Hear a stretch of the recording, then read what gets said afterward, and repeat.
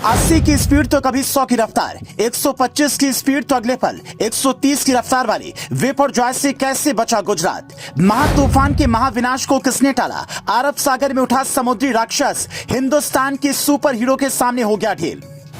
समुद्री दैत्य के आगे भारतीय शौर्य की गाथा, हर भारतीय का सीना गर्व से हो जाएगा चौड़ा। आखिर कौन है वो शूरवीर? कहते हैं कि कुदरत के कहर से बचना नामुमकिन है, लेकिन गुजरात में भारतीय तकनीकी और शौर्य ने जैसे अरब सागर से उठने वाले दैत्य को पटकनी दी है, वो कहानी हर भारतीय को सुननी चाहिए और उस पर गौरव करना चाहिए। आखिर गुजरात में किसकी हिम्मत के आगे समुद्री कहर ने घुटने टेक दिए? 15 जून की शाम कच्छ के जखाऊ पोर्ट से विपर्जॉय 125 किलोमीटर प्रति घंटे की रफ्तार से टकराया। गुजरात के कई जिलों में तबाही के निशान और विनाश का मंजर छोड़ समुद्री दानव कल शाम गुजरात से गुजर गया। लेकिन क्या आप जानते हैं, ये तबाही महातबाही और विनाश महाविनाश में तब्दील हो सकते थे, लेकिन ये हुआ नहीं। इसलिए हर भारतवासी को यह जरूर जानना चाहिए कि हिंदुस्तान को विपर्जॉय की कहर से किस सुपरमैन ने बचाया।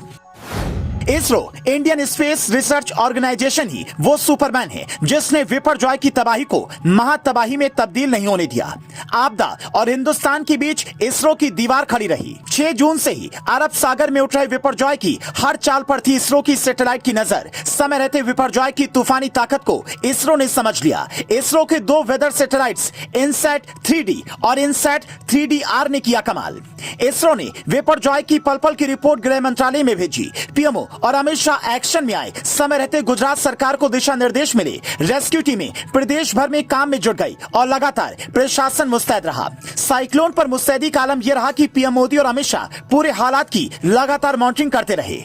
इसरो का कमाल रहा कि सारी तैयारी समय रहते पूरी कर ली गई। नए भारत के विज्ञान वाले सुपरमैन ने अपने आधुनिक विज्ञान और तकनीकी की ताकत से कुदरत के एक बड़े कहर को परास्त कर दिया। भारत की शान, इस देश के गौरव इसरो ने वो कर दिखाया जो हॉलीवुड के सुपर हीरो फिल्मों में करते दिखते हैं। ये पहला मौका नहीं है जब भारत ने किसी समुद्री आपदा को परास्त किया हो। इससे पहले भी इसरो ऐसे कई चमत्कार कर चुका है, लेकिन ये भी सच है कि तीनों सेनाएं, कोस्ट गार्ड और एनडीआरएफ के अलावा एसडीआरएफ की सम्मिलित शौर्य के बगैर ये विजय हासिल कर पाना नामुमकिन था।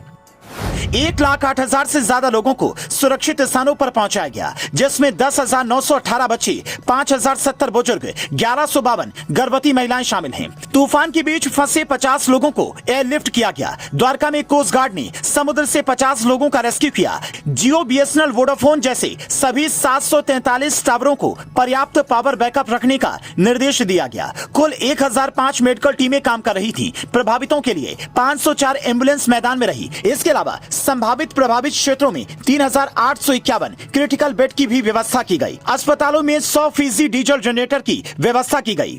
प्रभावित जिलों में 132 टीमों को आवश्यक उपकरणों के साथ तैयार रखा गया। तूफान अपने पीछे तबाही का मंजर छोड़कर गया है। प्रभावित जिलों में बिजली के पोल गिर गए हैं, हजारों पेड़ उखड़ गए हैं, लेकिन तूफान की वजह से किसी की मौत की कोई खबर नहीं है। तकनीकी और शौर्य के मेल से तूफान के प्रभाव को समय से संभाल लिया गया। आपको कैसी लगी भारत के सुपरमैन की ये कहानी?